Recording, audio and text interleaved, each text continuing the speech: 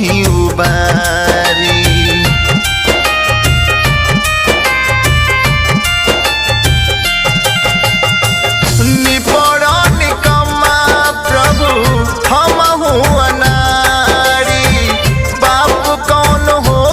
प्रभुता दीही उबारी।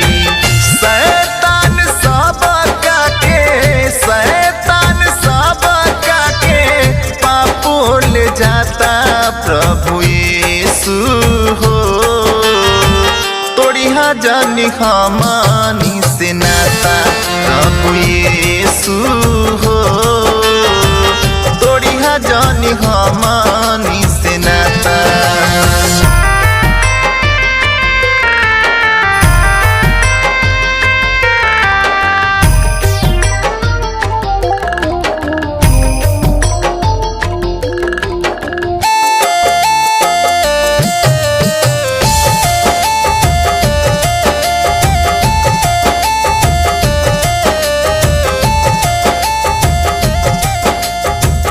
बर्तमाई आन्हारा के आँख दे दिहल। 4 दिन के मरल लाज के क्षण में जियावल।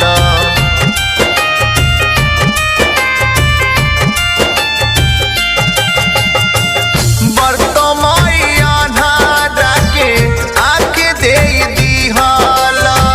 4 दिन के मरल लाज के क्षण में जियावाला। कबर से बोलत लागल दौड़ता होता प्रभु यीशु हो।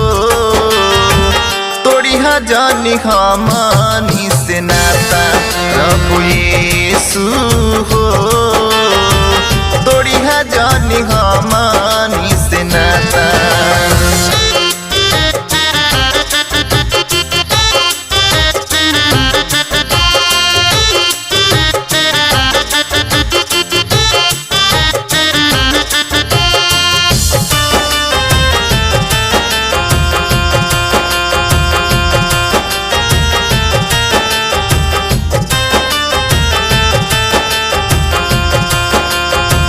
एक गो अचरज प्रभु सबके देखवाला।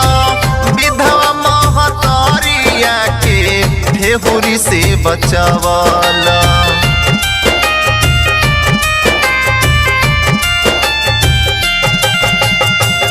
एक गो अचरज प्रभु सबके देखवाला। विधवा महतारिया के ठेहुरी से बचावाला। सदरक में सगावेद के बचावन जाता प्रभु यीशु हो। तोड़िया जानी हमानी से नाता प्रभु यीशु हो। तोड़िया जानी हमानी